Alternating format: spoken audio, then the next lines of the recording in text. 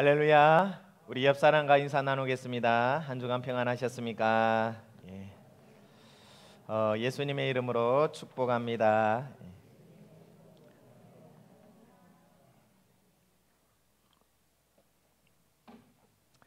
자, 오늘은 혼란에서 확신으로 두 번째 시간을 함께 가지겠습니다. 여러분, 이 메시지의 목적은 우리가 하나님 앞에 기도할 때 의심 없이 그리고 확신을 가지고 기도하는 부분을 이루는 것입니다. 여러분, 우리가 뭔가 하나님께 구할 때 항상 뭔가 깨름직하게 우리를 붙들고 있는 뭔가가 있어요.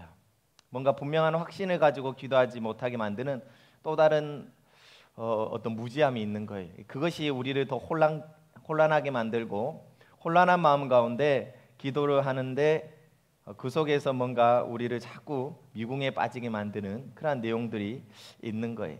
그래서 이런 부분들을 잘 우리가 정리하여서 혼란에서 확신으로 나아가기를 간절히 바랍니다. 지난주에 제가 말씀드린 부분 중에 좀 이렇게 정리를 하면 분명히 예수님께서는 무엇이든지 원하는 대로 구하라고 하셨잖아요. 그러면 이루어 주시겠다고 약속하셨어요. 또한 우리의 모든 쓸 것을 채우신다는 약속도 하셨고요.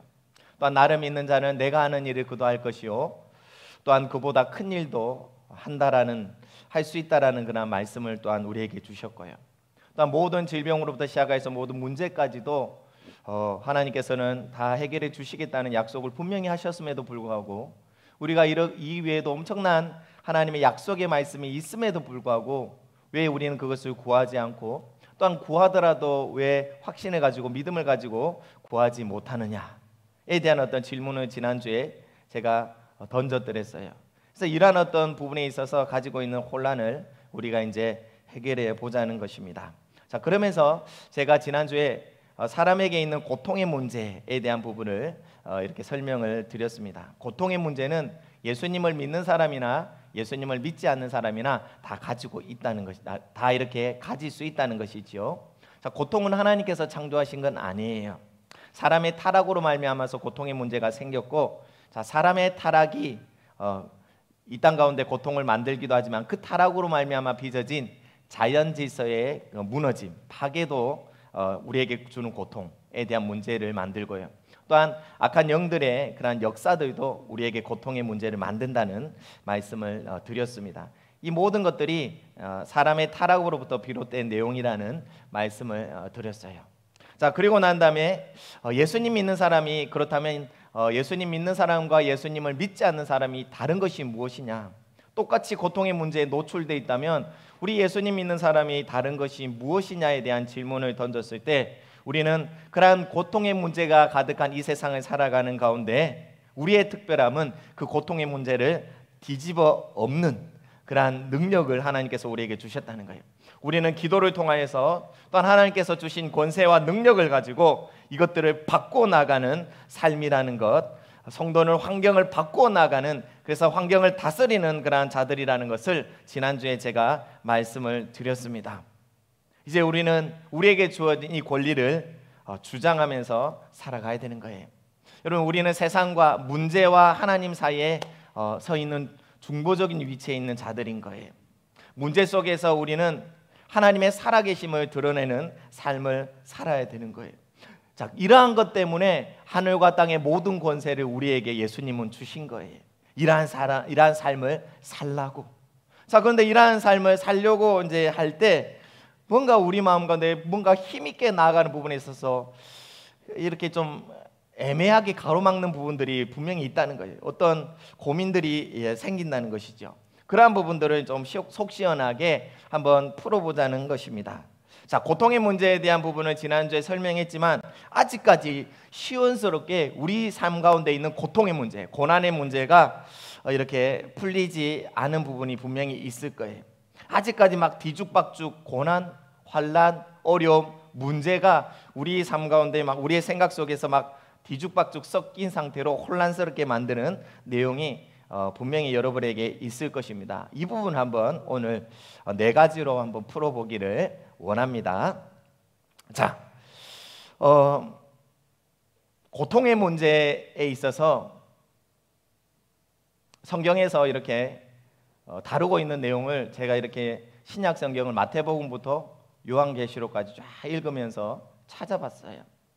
그러니까 많은 부분들에 있어서 우리가 살아가는 삶의 여러 가지 문제, 고통에 대한 부분을 다루고 신약 성경에 다루고 있더라고요. 근데 이게 이제 너무 곳곳에 퍼져 있고 또한 정리가 안 된 상태로 이제 흩어져 있기 때문에 이것을 좀 종합해서 정리를 할 필요가 있겠다 해서 이제 정리를 한 것이지요. 그래서 이제 네 가지로 여러분에게 이제 설명을 드리는 거예요. 특별히 신약 성경을 가지고 제가 여러분에게 말씀을 드리는 이유는 신약 성경은 구약의 고통의 문제를 포함한 그러한 내용들이 설명되어 있기 때문에 우리가 신약 성경을 통해서 이러한 부분들을 이제 생각해 볼 수 있겠다 싶어서 그렇게 이제 나누는 겁니다. 여러분 고통의 문제에 있어서 네 가지로 얘기한다고 했는데 첫 번째가요 대환란에 대한 부분이에요. 대환란. 여러분 이것은 굉장히 특수한 경우지요. 예수님께서도 말씀하셨고 또한 요한계시록에도 말하고 있는 대환란의 날이 있다는 거예요. 그 환란 이후에 예수님께서 재림하시지요. 여러분 대환란 가운데 성도들도 어느 정도 고통을 이제 세상 사람들하고 함께 가지는 부분이 분명히 있습니다. 그 환란 가운데 우리는 이겨내야 되는 것이죠. 근데 여러분 지금이 환란의 때입니까? 그건 아니지요. 지금의 이 정도의 환란은 환란도 아닙니다. 대환란 때는 정말로 엄청난 무서운 그런 일들이 많이 일어나는데 이런 대환란이라는 이 고통의 문제는 어떻게 보면 특수한 이제 환경이고 경우인 것이지요. 특별한 이제 상황이라고 생각하면 됩니다. 자, 그렇다면 대환란에 대한 이 고통의 문제를 생각할 때 우리는 이 고통의 문제 가지고 혼란스럽지는 않겠지요. 맞지요? 혹시 혼란스러운 분이 있습니까? 혹시 내가 지금 당하고 있는 내가 오늘 또는 이번 주에 당한 이 문제가 대환란 때문에 내가 이걸 당하고 있나? 혹시 그렇게 생각하시는 분은 없지요? 예, 그래요. 이거는 굉장히 특수한 상황 가운데 앞으로 되어질 일을 이렇게 말씀을 하고 있는 거예요. 이게 첫 번째 고통의 문제예요. 자, 두 번째는 징계에 대한 부분이에요. 징계. 자, 이건 아마 여러분이 많이 이렇게 걸려 있는 부분이 여러분을 혼란스럽게 만드는 내용 중에 하나일 거예요. 여러분 하나님은 징계하십니다. 하나님은 우리를 자식과 같이 아들과 같이 딸과 같이 우리를 대하시기 때문에 하나님의 사랑이 우리를 그냥 내버려 둔 채로 방치하지 않으시는 거예요. 하나님께서 징계하시는 목적은 하나님의 뜻대로 살지 못하는 우리를 하나님의 뜻 가운데로 돌이키기 위한 목적이 있는 거예요. 그러니까 징계의 목적은 우리가 회개하고 돌아서는 데 있는 거예요. 그래서 하나님께서는 우리를 징계하시는 거예요. 마치 이런 것과 같습니다. 여러분의 자식이 이렇게 자꾸 망하는 길로 가고 있는데도 여러분은 그냥 내버려 둘 수 있어요? 없잖아요. 맞죠? 망하는 길로 가고 있는 자식을 때려서라도 혼을 내서라도 돌이키기를 원하는 게 부모의 심정이에요. 그처럼 하나님도 마찬가지입니다. 하나님께서도 우리를 지켜보시다가 이제는 도저히 안 되겠다, 저러다가 큰일 나겠다 싶을 때 우리를 돌이키시기 위해서 우리를 이제 징계를 하시는 거예요. 이제 매를 드시는 거예요. 근데 여러분에게 한번 물어볼게요. 얼마나 자주 하나님께서는 징계하실까요? 얼마나 자주 우리를 하나님은 징계하실까요? 하나님께서는 수시로 여러분을 매를 들어서 치실까요? 여러분 사람도 그렇게 안 하잖아요. 한번 상상을 해보세요. 하나님께서 여러분을 따라다니면서 조금만 잘못해도 조금만 잘못해도 이게 이렇게 그렇게 하나님께서 우리를 다루실까요? 여러분 하나님이 가지고 계신 성품에 가장 큰 그러니까 사랑이라는 성품으로 하나님을 우리는 표현할 수 있어요. 하나님은 사랑이시라. 여러분 사랑의 그 내용 중에 사랑이라고 할 때 이 성품의 내용 안에 들어가 있는 그러한 내용 중에 가장 크게 많이 차지하는 내용이 오래 참음이에요. 사랑한다는 것은 오래 참는 내용이 분명히 나오는 거예요. 여러분 하나님께서 우리를 사랑하시기 때문에 하나님은 우리의 삶 가운데 우리가 잘못하더라도 그것을 바로 징계하시기보다 일단 참으시는 거예요. 참으시는 가운데 이제는 도저히 안 되겠다 싶을 때 하나님은 우리를 징계하시는 하시는 거지요. 그런데 이제 우리는 그렇게 이제 느끼지 않는 거예요. 우리는 뭔가 잘못된 일만 생기면 하나님께서 치신다라는 생각을 많이 가지는 거예요. 왜 그럴까요? 왜? 하나님께서 분명히 치시는 것이 아닌데도 불구하고 본인이 생각하기에 하나님이 치신다라는 생각을 많이 하시는 거예요. 하나님께서 나를 이렇게 잘못한 부분을 하나님께서 치셨다, 깨닫게 하시기 위해서 치셨다, 뭐 등등 이런 표현들을 쓰는데 사실은 그렇지 않은 경우가 훨씬 더 많다는 거예요. 하나님의 징계가 아닌 경우가 굉장히 많을 수 있다는 겁니다. 자, 그런데 왜 우리는 하나님께서 징계하셨다라고 그렇게 자꾸 생각하는 걸까요? 여러분, 그것은 우리 속에 있는 죄책감 또는 우리 속에 있는 두려움의 내용이 그렇게 어떤 일만 발생하면, 문제만 발생하면 이것을 하나님의 징계와 연관하여서 우리 속에 가지고 있는 양심의 가책이 어떤 문제와 딱 이렇게 플러스 돼가지고 마치 그것이 하나님의 징계인처럼 많이 생각을 한다는 거예요. 여러분, 우리가 양심에 가지고 있는 이 가책은 아담이 선악과를 따먹고 난 이후에 아담의 마음속에서부터 생겨난, 그리고 아담 이후에 태어난 모든 후손들에게 기본적으로 죄인으로서 가지는 두려움 그리고 죄책감이라는 게 분명히 있거든요. 여러분, 아담이 선악과를 따먹고 난 다음에 동산을 거느시는 하나님의 그 임재를 느끼고 숨었어요. 하나님께서 아담아 어디 있느냐 어디 있느냐라고 부르실 때 아담이 어떻게 말합니까? 제가 벗었으므로 두려워하여 숨었다라고 아담은 그렇게 말해요. 여러분, 아담이 옷을 벗었다는 것 때문에 두려워하는 게 아니에요. 아담의 그 표현 속에서 우리가 볼 수 있는 것은 아담이 하나님께 범죄한 이후에 그 속에 두려움이라는 것들이 만들어졌다는 것을 볼 수 있는 거예요. 두려움의 문제, 그리고 죄에 따른 가책, 죄책감이라는 부분이 그의 마음에 만들어졌다는 것을 우리가 볼 수가 있는 거예요. 그것을 아담은 두려움이라는 것으로 표현하고 있는 거예요. 자, 그렇다면 우리도 예전부터 하나님 믿기 전부터 이러한 본성이, 이러한 내용들이 우리 속에 있었던 거예요. 예수님을 믿지 않아도 죄를 지으면 그게 죄인지 알아요. 양심의 가책을 가지고 있지요. 또한 두려움의 어떤 감정도 분명히 가지고 살아가는 거예요. 자, 예수님 믿고 난 다음에 이 부분이 완전히 해결될까요? 여러분, 예수님 믿고 난 다음에 양심은 더욱더 예민해져요. 양심은 더욱더 예민해져서 우리가 어떠한 죄를 지었을 때 그것이 더욱더 깊은 양심의 가책으로 올 수도 있어요. 하나님께서는 우리에게 그러한 양심의 그 예민함을 예수님 믿고 난 다음에 이제 더 회복시켜 주시지요. 자, 성도는 이제 살아가는 삶 가운데 자신이 하나님께 뭔가 잘못했을 때, 제대로 살지 않았을 때 양심의 가책을 느끼는 거예요. 또한 그 가책 가운데 어떠한 두려움, 막연한 두려움을 또 가지게 되는 것이지요. 자, 이 가책과 두려움이 이제 섞이는 가운데 삶 가운데 어떤 문제가 딱 벌어지면 이제 쉽게 그 문제를 하나님과 연관해서 하나님께서 나를 치신다, 하나님이 나를 징계하신다라고 연관해서 쉽게 생각하는 것이지요. 그런데 하나님은 생각보다 그렇게 자주 징계를 안 하셔요. 여러분, 정말로 하나님께서 여러분의 삶 가운데 일어나는 그 문제를 자주 징계하신다면, 여러분, 징계의 목적이 무엇이라고 했습니까? 징계의 목적은 회개하고 돌아서는 거예요. 자, 그런데 우리는 그러한 징계를 받으면서도 불구하고 하나님께서 징계를 하신다라고 생각하면서도 불구하고 잘 안 돌이키잖아요. 안 그래요? 안 그러세요? 하나님의 징계라고 생각하면서도 잘 안 바뀌어요. 안 돌아서요. 그러면서 징계라고 생각하는 거예요. 여러분, 한번 생각해 보세요. 하나님께서는 징계를 해도 안 바뀌는데 징계를 남발하시겠어요? 여러분, 하나님은 그런 하나님이 아니에요. 하나님은 어떤 것들을 딱 추구할 때 분명한 목적이 있어요. 그래서 하나님께서 정말 매를 드실 때는 진짜 아파요. 아프기 때문에 돌이킬 수 있는 거예요. 그런데 여러분의 삶 가운데 일어나는 많은 문제들을 다 징계와 연관해서 생각하는 경향이 많은데, 자, 그렇게 하나님께서 징계했다고 칩시다. 근데 안 바뀌어요. 그냥 늘 똑같이 그렇게 살아가는 거예요. 그러면서도 징계라고 생각하는 거예요. 여러분, 한번 생각해보세요. 하나님께서 징계를 그렇게 별 의미도 없는, 목적이 달성되지 않는 그런 징계를 남발하시겠냐는 거예요. 그러니까 우리가 이 징계라는 개념에 있어서 많은 부분들을 이제 착각을 하고 있는 거예요.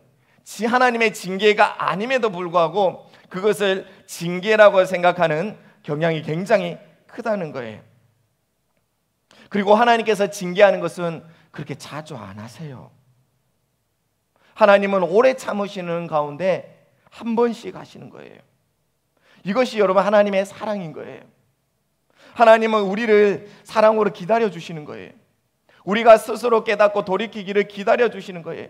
마치 정말로 인자한 아버지가 자식을 존중하고 자식의 인격을 존중하고 자식이 정말로 잘 되기를 바라는 마음으로 계속해서 참으시다가 안 되겠다 싶을 때 이제 뭐라는 것처럼 하나님은 우리를 그렇게 대하시는 거예요. 인격이 조금 안 된 부모일수록 아이가 잘못했을 때 바로바로 막 잔소리하면서 혼을 내는 거예요. 근데 정말로 그릇이 크고 인자하고 사랑이 충만한 아버지는 진짜로 징계를 해야 될 때를 보고 그때 하는 거예요. 그러니까 이러한 부분들에 있어서 여러분 징계의 개념을 잘 한번 생각을 해보시기를 간절히 바랍니다. 많은 성도들이 징계에 대해서 오해하는 부분이 많아요. 그렇게 하나님에 대해서 오해를 하면서 점점 하나님과의 관계에 벽을 쌓아가지요. 삶에 일어나는 많은 문제들을 자꾸 징계와 연관해서 생각하니까 항상 하나님은 거리감이 느껴지는 하나님이에요. 하나님께서는 늘 내가 조금만 잘못해도 뭐라 하신다, 때리신다라는 개념으로 여러분 그렇게 생각하니까 하나님이 살갑지 않은 거예요. 하나님께 온전히 내가 받아들여지지 못할 것 같은, 하나님 하면서 기쁘게 하나님과 교제하지 못할 것 같은 뭔가 그런 하나님에 대한 오해들이 계속해서 더해져가는, 그것이 큰 벽이 되어서 여러분을 가두는 일들이 얼마나 많은지 몰라요. 여러분 사실 하나님께서 여러분을 정말로 잘못할 때마다 여러분을 때렸으면, 정말 징계하셨다면 우리가 살아남을까요? 여러분 하나님께서 그렇게 막 엄중하게 정말 무섭게 우리를 늘 그렇게 징계하셨다면 누가 살아남을 수가 있겠습니까? 자, 그리고요, 사실 그렇잖아요. 나보다 더 악하게 살아가는 사람도 멀쩡해요. 여러분 그런 거 안 보셨어요? 나보다 더 개판으로 살아가는 성도가 있어요. 있다고요. 그런데 나는 맨날 고통당하는 거, 하나님께 징계를 받는 것 같은데 저 사람은 왜 징계 안 받지? 저 사람은 뭐 멀쩡하지? 여러분 그런 생각 드는 사람 못 봤어요? 저는 많이 봤는데요. 그러니까 우리가 가지고 있는 징계의 개념이 이게 얼마나 왜곡됐는지를 우리가 알 수가 있는 거예요. 저는 지금 하나님께서 징계를 안 하신다는 말씀은 아니에요. 근데 하나님께서 징계는 하시지만 그 징계를 얼마나 자주 하시느냐의 부분을 얘기하고 있고, 또한 여기에 따른 오해를 해소함으로 말미암아서 우리가 얼마나 하나님 앞에 정말로 하나님께서 사랑하시는 자녀로서 기쁘게 나아갈 수 있는지를 얘기하는 거예요. 자, 그런데 징계의 문제가 자꾸 오해되다 보면 우리가 하나님께 나아가는 부분들이 참 쉽지 않게 되는 거예요. 어떤 벽이 막혀 있는 것 같고, 항상 하나님은 두려운 하나님이고, 항상 나를 뭐라 하시는 하나님이고, 항상 나를 치시는 하나님, 이런 식으로 생각이 전개되어지면요, 정말 신앙이 율법화되어지고 답답해지고요, 뭔가 고립된 느낌이 있고요, 하나님과 거리감을 가지는 그러한 삶을 살아갈 수밖에 없는 거예요. 자, 두 번째 고통의 문제, 징계에 대한 부분을 얘기하고 있는데, 사실 징계도 특수한 상황인 거예요. 우리의 삶 가운데 흔히 일어나지 않는 특수한 상황 가운데 하나님께서 정말 이제는 안 되겠다 싶을 때 하나님께서 징계의 매를 드시기 때문에 특수한 상황이라고 말할 수가 있는 거예요. 그래서 여러분 중에 혹시 어떠한 고통의 문제를 지금 가지고 있다고 생각한다면 그것을 한번 두고 한번 생각해 보세요. 과연 이걸 하나님께서 징계하신 걸까? 하나님께서 정말 이것을 치셔서 나에게 이 문제가 벌어진 걸까? 한번 생각을 해보시라고요. 아닌 경우가 대부분이에요. 아닌 경우가 대부분이에요. 자, 세 번째 고통의 문제입니다. 자, 세 번째 고통의 문제는 시험이에요. 시험. 여러분 성경에는 시험을 받는다, 시험을 한다, 뭐 등등의 그런 표현들이 많이 나옵니다. 여러분 성도가 당하는 시험을 세 가지로 얘기할 수가 있어요. 첫 번째는요, 사탄이 우리를 시험하는 경우예요.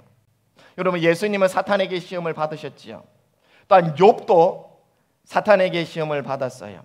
물론 하나님의 허락하심 가운데, 하나님의 인도하심 가운데 그 시험을 받았지만 그 시험을 주는 자는 사탄이었어요. 여러분, 우리가 살아가는 삶 가운데 사탄은 우리가 죄에 빠지도록 유혹합니다. 공격해요. 하지만 그 모든 내용 속에 하나님께서 감당할 시험만 허락하신다고 하셨으니 하나님의 허락하심 가운데 우리의 삶 가운데 이루어진다고 생각하면 되겠지요. 자, 아무튼 그 시험은 사탄이 주는 거예요. 자, 두 번째 시험은 우리가 우리 욕심 때문에 빠지는 시험인 거예요. 스스로 시험에 빠져서 죄를 짓는 걸 말하는 거예요. 이 세상의 향락, 육신의 소욕을 따라 그렇게 시험을 받아서 이제 시험에 빠지는 거예요. 이것도 하나님께서 주시는 게 아니에요. 맞지요? 이건 우리가 빠지는 거예요. 자, 그런데 세 번째 시험에 대한 내용은 하나님이 주시는 시험이 있어요. 하나님께서 주시는 시험이 있다고 해요. 이것은 구약의 아브라함이 하나님께 직접 시험을 받은 내용이 있지요. 자, 이 시험은 우리가 어떠한 중심을 가지고 있는지, 또한 어떠한 믿음을 가지고 있는지 하나님께서 이 시험을 통하여서 테스트해서 보시는 거예요. 자, 이 시험이 있어요. 하나님이 주시는 이 세 번째 시험이 있다고 해요. 근데 여러분에게 한번 물어봅시다. 여러분, 이 시험이 얼마나 자주 있을까요?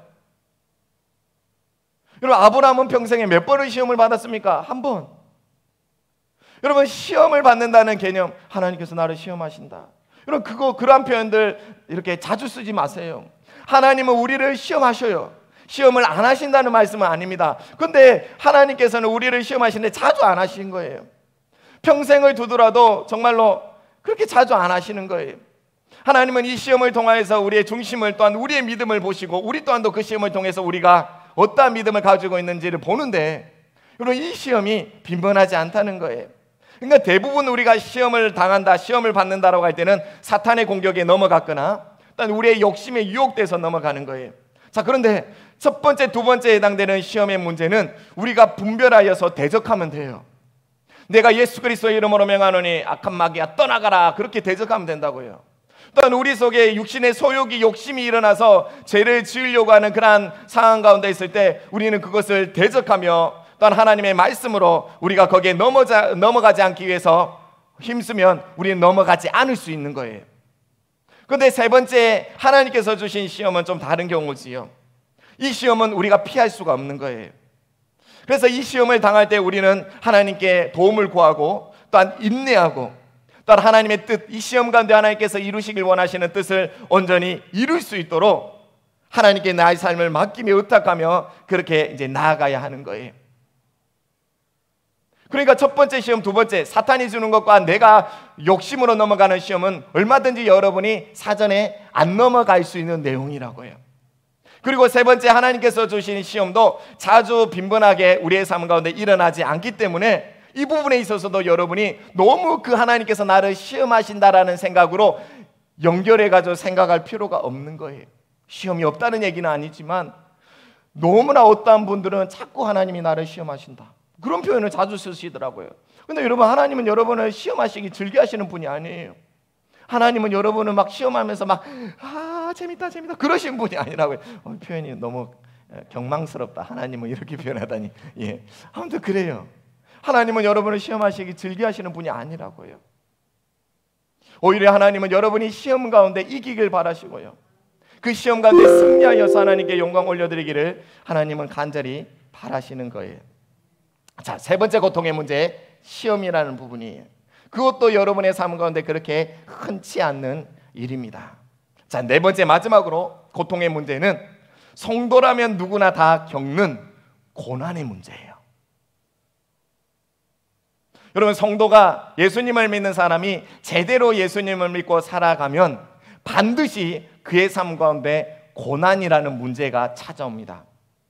자, 이 고난의 문제는 주님 때문에 당하는 고난이에요. 주님 때문에 당하는 핍박이에요. 주님 때문에 당하는 다른 사람들의 비난과 욕, 그리고 우리를 악하다고 멀리하는 그러한 고난을 말하는 거예요. 여러분, 성경에서 말하는 고난의 대부분은 이 고난을 얘기하고 있어요. 성경에서 고난 이런 얘기들을 많이 하고 있는데, 그 고난은 성도들이 하나님을 위해서, 주님을 위해서 살아가는 삶 가운데 받는 그러한 고난을 얘기하고 있는 거예요. 여러분, 예수님 믿는다는 게 뭡니까? 예수님 믿는 것은 삶의 주인이 바뀌는 걸 말하는 거예요. 예수님을 믿는 것은 이전에는 내가 삶의 주인이었는데 이제는 예수님을 믿고 나면 예수님이 나의 삶의 주인이 되는 것을 우리는 예수님을 믿는다라고 말하는 거예요. 그리고 예수님을 믿는 사람은 사실 이전까지는 내가 주인이어서 내가 가지고 있는 모든 것들이 중요하고 또한 더 많은 것들을 소유하기 위해서 몸부림치며 살았다면, 이제는 예수님께서 나의 삶의 주인이 되었으니 예수님을 위해서 모든 것을 올리라는 것이 예수님 믿는 사람의 삶인 거예요. 여러분, 예수님 믿는 사람은 어떻게 보면 이런 의미로 생각해 본다면 돌아갈 수 없는 강을 건너는 것 같은 거예요. 더 이상 뒤를 돌아보지 않고 오직 예수님을 향하여서 나아가는, 표대를 향하여서 나아가는 삶이라고 생각해도 되겠지요. 여러분, 이렇게 예수님 믿는 사람은 이러한 삶이 이제 새롭게 시작된 거예요. 이러한 삶은 우리가 다른 표현으로 하나님께서 우리에게 주신 사명을 이루어 나가는 삶이라는 표현을 쓸 수도 있고요. 또한 하나님의 부르심에 합한 삶을 사는 삶이라고 생각해 봐도 되겠지요. 여러분, 성경에는 우리가 하나님의 부르심 앞에 어떠한 존재로 살아가는지에 대해서 여러 가지 표현을 쓰고 있어요. 우리는 주님의 병사예요. 군사예요. 새 언약의 일꾼이에요. 주님의 사신입니다. 선한 청지기들이고요. 또한 세상 가운데 소금과 빛으로서 주님은 우리가 살기를 원하는 거예요. 원하시는 거예요. 또한 우리를 하나님은 세상 가운데 화목해 하는 직분을 주셔서 그리스도의 종으로서 온전히 사명을 이루어 나가도록 그렇게 우리에게 이제 요구하시는 거예요. 우리는 어린 양이 어디로 인도하든지 따라가는 사람들인 거예요. 자, 이렇게 이러한 삶을 살아가는 데 있어서 예수님 믿는 사람은 고난이라는 것을 겪는 겁니다. 자, 물론 우리가 이렇게 살아가는 데 필요한 모든 것들을 하나님은 다 주셔요. 하나님은 우리의 삶의 걸음을 인도하시고요. 또한 필요할 때마다 우리를 도와주시고, 또한 주님의 음성을 주시고, 또한 때로는 능력을 다 주셔서 이기게 하시고, 심지어 필요하다면 천사까지 하나님께서는 동원하셔서 우리를 도우실 거예요. 하나님의 특별한 은혜가 주님의 길을 가는 그들에게 주어지는 거예요. 자, 그러나 그렇다고 해서 고난을 피할 수는 없어요. 핍박을 피할 수는 없습니다. 여러분, 우리가 주님을 위해서 더욱더 살려고 힘쓸수록 강력한 저항에 부딪히게 됩니다. 그래서 예수님께서는 예수님 믿는 자들, 나를 따르는 자들에게 이렇게 예수님을 말씀하셨어요. 누구든지 나를 따라오려거든 자기를 부인하고 자기 십자가를 지고 나를 따를 것이니라. 누구든지 제 목숨을 구원하고자 하면 잃을 것이요, 누구든지 나를 위하여 제 목숨을 잃으면 찾으리라 라는 말씀을 예수님께서 하시는 거예요. 하늘에 밀이 땅에 떨어져 죽지 아니하면 하늘 그대로 있고 죽으면 많은 열매를 맺느니라. 그 죽음에 대한 얘기를 말씀하시는 거예요. 여러분, 예수님 믿는 사람, 그리고 예수님을 위해서 살아가는 삶에는 반드시 고난이 있는 거예요. 조롱과 핍박과 심지어 죽임을 당하는 일까지 벌어질 수가 있는 게 예수님 믿는 사람이 살아가는 그 삶 가운데는 강력한 저항이 있기 때문인 거예요. 여러분, 바울의 삶을 한번 보시길 바랍니다. 바울도 예수님을 위해서 살아가는 삶 가운데 강력한 저항에 부딪혔어요. 바울은 예수님을 위해서 사는 삶 가운데 옥에도 갇히고 매도 수없이 맞고 많이 맞고 그리고 죽을 뻔한 것도 여러 번이었어요. 여러 번 파선을 하고 강의 위험, 강도의 위험, 동족의 위험, 이방인의 위험, 시내와 광야의 위험, 바다의 위험, 거짓 형제의 위험, 또 수고하고 자지 못하고 줄이고 목마르고 헐벗고 춥고 정말로 사방으로 우겨싸임을 당한 것처럼 답답한 일을 얼마나 많이 당했다고 해요. 이러한 고난이 바로 저항인 거예요. 주님을 위해서 살아가는 삶 가운데 당하는 저항이라고 해요. 그런데 여러분, 오해하지 마십시오. 이러한 고난이 있지만 이것과 비교도 안 될 정도로 바울의 삶 가운데 엄청난 누림도 있었어요. 예수 그리스도께서 이미 주신 그 삶 가운데 믿음으로 말미암아 그의 삶 가운데 어떤 일들이 벌어졌는지를 성경을 보시라고 해요. 이 고난의 문제만 성경에서 얘기하고 있습니까? 이 고난의 문제는 그게 일부분이에요. 나머지 부분들은 그 바울을 통하여서 어떻게 교회가 세워지고, 또한 바울을 통하여서 어떻게 예수님을 모르는 자들이 회심하게 되어지고, 또한 예수님을 믿은 자들이 어떻게 그들의 삶이 바뀌어가는 것들을 여러분 성경을 보시길 바랍니다.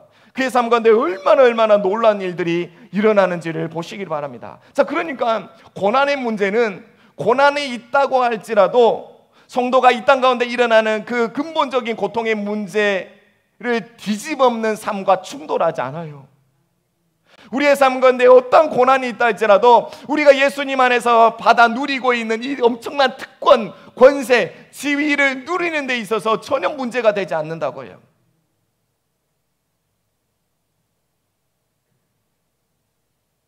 근데 여러분에게 한번 물어볼게요. 만약에 예수님 믿는 사람이 주님을 위해서 살지 않아요, 그럼 저항이 있을까요? 없어요. 저항이 있을 수 없지요. 안 그래요? 내가 어느 직장을 다녀요. 10년이 지나도 내 동료들이 내가 예수님이 있는 거 잘 몰라요. 내가 거기에 20년을 다녔는데 나를 통해서 그 직장에 예수님 있는 사람이 한 명도 없어요. 그럼 마귀가 굳이 그 사람을 힘들게 만들 이유가 있나요? 여러분, 예수님을 믿는다는 건 예수님을 위해서 살아가는 삶을 시작하는 걸 말하는 거예요. 그 삶을 시작하는 삶 가운데 악한 영들은 위협을 느끼는 거예요. 그래서 계속 더 이상 전진하지 못하도록 막아서는 게 저항이에요.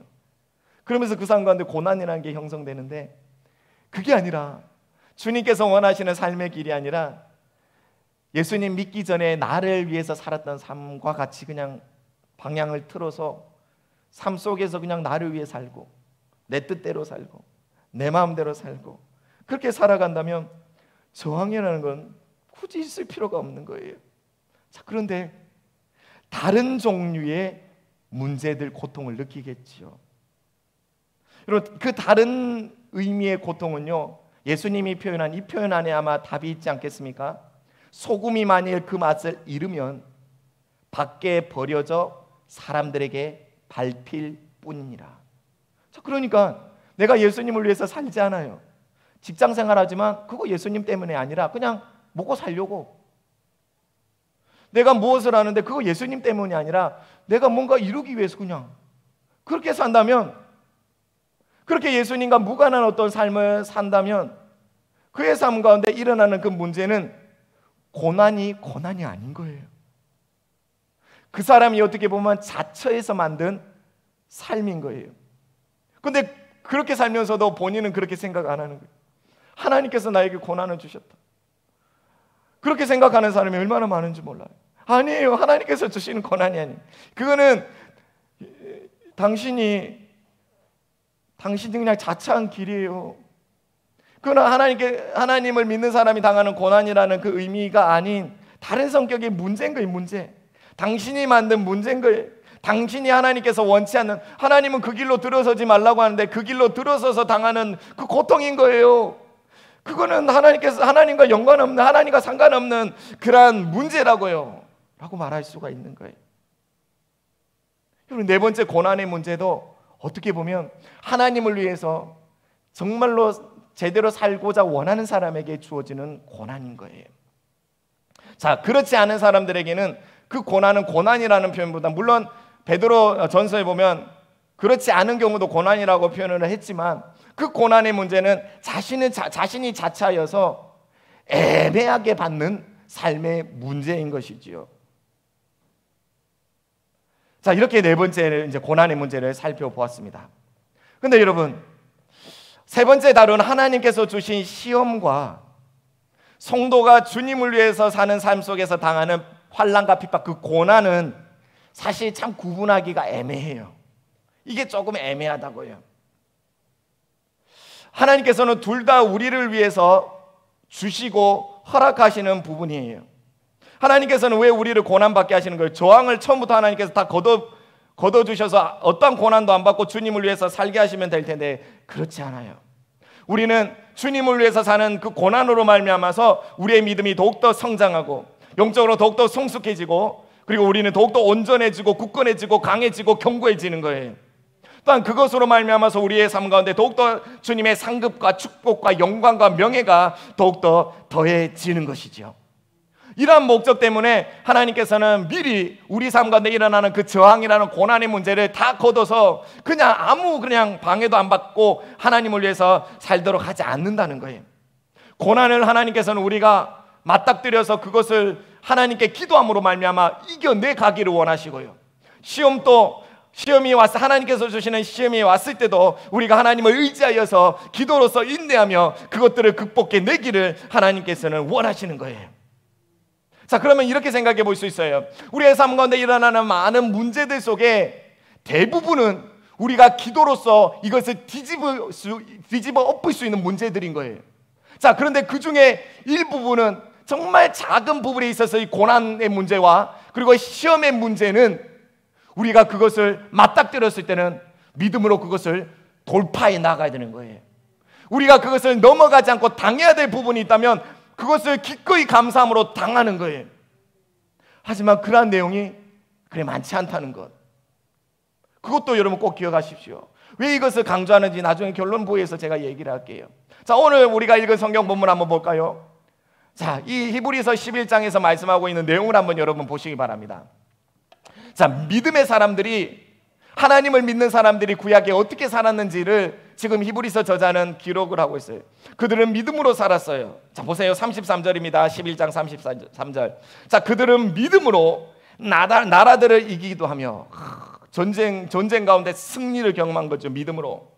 또한 믿음으로 의를 행하기도 하고, 하나님께서 원하시는 뜻을 온전히 이루기도 하고, 또한 믿음으로 약속을 받기도 하고, 대표적으로 아브라함이 그렇게 하나님의 약속을 받아 충만히 누렸지요. 또한 믿음으로 사자들의 입을 막기도 하고, 대표적으로 다니엘이지요. 다니엘은 굶주린 사자굴에 던져졌음에도 불구하고 살아나왔어요. 이러한 능력들이, 이러한 특별함이 다니엘의 삶 가운데, 믿는 자들의 삶 가운데 있었다는 거예요. 자, 34절. 믿음으로 불의의 세력을 멸하기도 하고, 이것도 승리를 말하는 거지요. 또한 칼날을 피하기도 하며, 또한 연약한 가운데 강하게 되기도 하며, 전쟁에 용감하게 되어 이방 사람들의 진을 물리치기도 하며, 또 여자들은, 자 35절입니다. 여자들은 자기의 죽은 자들을 부활로 받아들이기도 하며, 무슨 말입니까? 자녀가 죽었어요. 그런데 믿음의 기도를 통해서 다시 자녀가 살았어요. 그래서 다시 산 그 자녀를 안기도 하며, 또 어떤 이들은 더 좋은 부활을 얻고자, 한번 그 다음부터 한번 들어보십시오. 또 어떤 이들은 이렇게 말해요. 더 좋은 부활을 얻고자 하여 심한 고문을 받되, 고난이죠. 구차히 풀려나기를 원하지 아니하였으며, 또 어떤 이들은 조롱과 채찍질뿐 아니라 결박과 옥에 갇히는 시련도 받았으며, 돌로 치는 것과 톱으로 켜는 것과 시험과 칼로 죽임을 당하고 양과 염소의 가죽을 입고 유리하여 궁핍과 환난과 학대를 받았으니 이런 사람은 세상이 감당하지 못하느니라. 그들이 광야와 산과 동굴과 토굴에 유리하였느니라. 우리의 삶 가운데 어떠한 부분에 있어서는 우리가 믿음으로 그 상황을 뒤집어야 될 상황도 있는 거예요. 또한 어떠한 상황 속에서는 우리가 고난을 받아야 된다면 그것을 기쁨으로 받으며 나아가는 그러한 내용도 있다는 것이지요.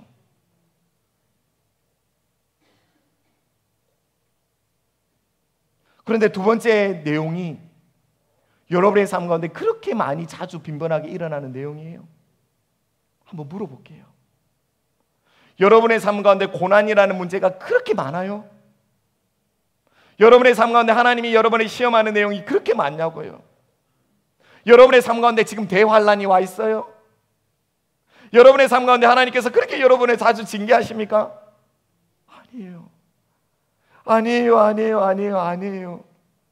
그러면 대부분의 내용들은 사람이, 예수님 믿는 사람이나 예수님 믿지 않는 사람이나 기본적으로 이 세상 가운데 당하는 그 고통 가운데 노출되어서 당하는 고통이 대부분이라고요. 그러면 대부분의 여러분의 삶 가운데 일어나는 문제를 여러분은 어떻게 생각하면서 그것을 받아들여야 되고 이겨내야 할까요? 그 문제가 딱 닥쳤을 때 우리의 생각을 마비시키는 내용이 있어요. 어떠한 생각이냐면 하나님이 치신다. 이러면 딱 마비돼요. 뭐가? 하나님이 나를 시험하신다. 이러면 딱 멈춰서요. 더 이상 앞으로 전진은 못할 것 같아요. 또는 하나님께서 나에게 주신 고난, 이렇게 연관해서 생각해 보면 뭔가 하나님을 의지해서 극복해서 이겨낸다는 개념보다는 뭔가 하나님과의 거리감이 확 만들어져 버리고, 또한 이것을 믿음으로 극복해 나가려고 하는 어떤 몸부림 자체가 참 이렇게 제대로 분명하게 확신 있게 나아가는 게 힘들어지는 거예요. 그래서 제가 지금까지 네 가지의 경우를 예를 들면서 여러분에게 말씀드리는 거예요. 우리의 삶 가운데 일어나는 모든 문제를, 그래서 우리는 이렇게 생각하는 게 더 편해요. 내 삶 가운데 있는 모든 문제를 나는 믿음으로 이걸 뒤집는다. 아니 목사님, 그게 시험이 계속해서 그것을 뒤집으려고 하고 뒤집으려고 할 때 안 뒤집어졌을 때 하나님께서 그걸 깨닫게 해주시지 않을까요? 바울이 자신의 삶 가운데 가시의 문제가 있었어요. 바울은 그 몸에 아픈 그 문제를 하나님께 해결해 달라고 3번을 정말 간절하게 구했는데 해결되지 않았어요. 근데 바울은 3번이나 기도했어요. 3번을 기도하고 난 다음에 바울은 알았어요. 이것을 하나님은 거두시지 않는구나. 이것 때문에 더욱더 나의 삶 가운데 능력으로 충만하게 하시는구나를 깨달았어요, 바울은. 그래서 더 이상 가시를 놓고 기도하지 않았어요. 자, 그런데 그 전에 바울은 3번이나 기도했다고요. 자, 그런데 그 가시와 같은 그 문제가 우리의 삶에 얼마나 있겠냐는 거예요. 그리 많지 않아요. 여러분, 어떤 사람은 자신의 삶 가운데 있는 어떤 문제를 가지고 계속해서 하나님께서 기도하다가 그것이 해결되지 않는 내용을 경험하기도 해요. 그러면 우리는 그 앞에서는 그렇게 생각해야 되는 거예요. 아, 이거는 하나님의 다른 뜻이 있구나. 그래서 우리는 받아들일 수가 있는 거예요. 그럴 때 우리는 하나님께서 특별한 뜻을 가지고 계시구나라는 생각을 가지고 생각을 돌이킬 수가 있는 거예요. 자, 그런데 그 전에는 우리가 어떤 생각을 가지고 있냐면, 어떤 문제가 우리의 삶 가운데 딱 닥치게 되면 우리는 어떤 생각을 가져야 되냐면, 이것은 하나님께서 나에게 주신 권세와 능력으로, 하나님께서 나에게 주신 그라는 약속의 말씀을 붙들고 뒤집어 엎어야 될 내용이라고 생각하는 거예요. 처음에는 무조건 그렇게 가야 돼요. 처음엔 무조건 그렇게 가야 되고, 여러분의 삶 가운데 일어나는 대부분의 문제들이 이와 연관되어 있기 때문에 그렇게 우리는 살아가야 되는 거예요. 자, 그러다가 간혹 한 번씩 그렇게 하려고 해도 하나님의 다른 뜻이 있어서 그 문제가 치워지지 않을 경우에는 그것을 히브리서에 설명하고 있는 사람들처럼, 그래, 내가 당해야 될 문제 같으면, 내가 겪어야 될 문제 같으면, 심지어 이 문제 때문에 내가 목이 잘린다고 할지라도 나는 간다, 그렇게 갈 수 있는 거예요. 세례요한이 그랬잖아요. 바울도 그랬잖아요. 수많은 사도들이 그랬잖아요. 초대교회 수많은 믿는 자들이 그런 핍박 가운데서도 기꺼이 그것을 기쁨으로 여기고 주님을 위해서 당하는 그 고통을 감사함으로 그들은 나아갔잖아요. 그런데 우리가 지금 신앙생활하는 이 상황 속에서는 초대교회 상황과 너무 다르기 때문에 그러한 내용이 분명히 우리의 삶과도 있을 수 있지만, 대부분의 문제들이 어떠한 성격인지를 여러분 생각하면서 우리가 분명하게 뭔가 이제는 마음을 잡아야 되는 거예요. 그래서 여러분, 혼란에서 확신이란 이 메시지의 요점은 그거예요. 하나님께서 여러분에게 분명히 말씀하셨습니다. 무엇이든지 원하는 대로 구하라. 그럼 내가 들어주시겠다. 그러니까 무엇이든 정말인 거예요. 거기에 다른 생각을 할 필요가 없는 거예요.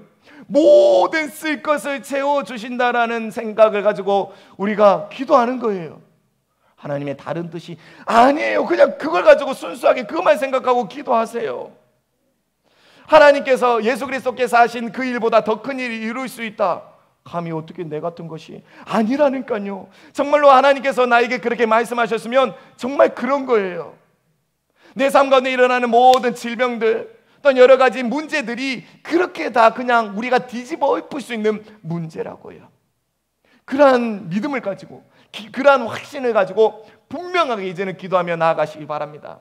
여러분, 율법과 복음에서 제가 설명한 예수 그리스도의 십자가로 말미암아서 하나님께서 우리에게 주신 이 엄청난 특권, 이 엄청난 삶의 변화, 우리가 누릴 수 있는 이 엄청난 권세를 우리는 정말로 마음껏 누리며 살아가야 되는 거예요. 마음껏 누리며 살아가는 부분에 있어서 어떠한 것들이 우리를 자꾸 혼란스럽게 만들고 가로막는 부분이 있다면 우리는 그것을 걷어버려야 되는 거예요. 하나님의 진리의 말씀에 입각하여서 그것이 애매하게 나를 점점 뭔가 마비되게 만드는 부분이 있다면 우리는 그것을 다 걷어버려야 되는 거예요. 그래서 분명한 확신과 믿음으로 하나님께 구하고 약속의 말씀을 붙들고, 하나님 이거대로 이루어주십시오, 이거대로 이루어주신다고 했으니까 믿습니다라고 하고 그렇게 계속해서 힘있게 기도할 때 우리의 가운데, 우리의 삶 가운데 실제로 하나님의 말씀이 삶이 되어서 내 삶 가운데 역사하는 거예요. 근데 애매하게 될까?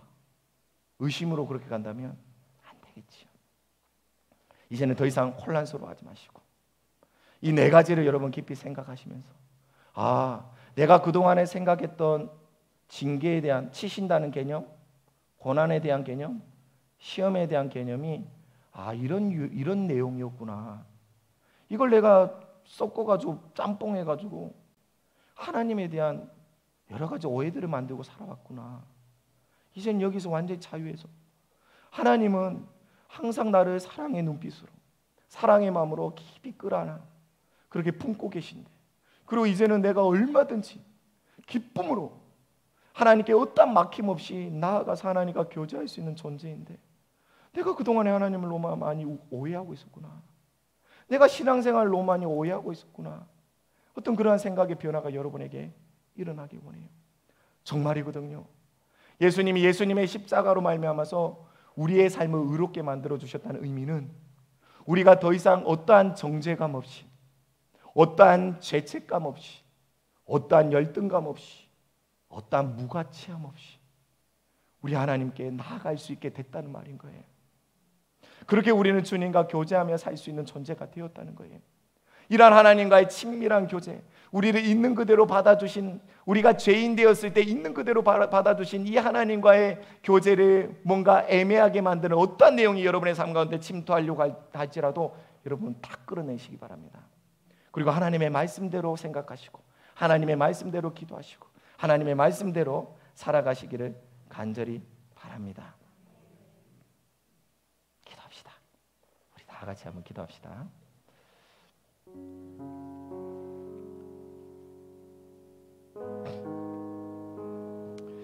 여러분, 예수님은요, 내일이면 잡혀서 이제 십자가에 달릴 것을 미리 아시고 그 십자가의 죽음이 너무나 고통스러워서 겟세마네 동산에서 이렇게 아버지 하나님께 기도하셨지요. 아버지, 이 잔을 저에게서 옮겨주십시오. 그럼 왜 예수님께서 이걸 가지고 기도하셨을까요? 그 고통의 문제가 너무나 힘들었기 때문인 거예요. 여러분, 예수님은 십자가라는 문제 앞에서조차도 기도하신 거예요. 여러분, 사실 예수님은 십자가를 지시기 위해서 이 땅에 오셨잖아요. 그럼에도 불구하고 그 고통의 문제가 너무나 컸기 때문에, 십자가의 고통의 문제가 컸기 때문에 그 십자가의 고통의 문제를 옮겨달라고 기도하신 거예요.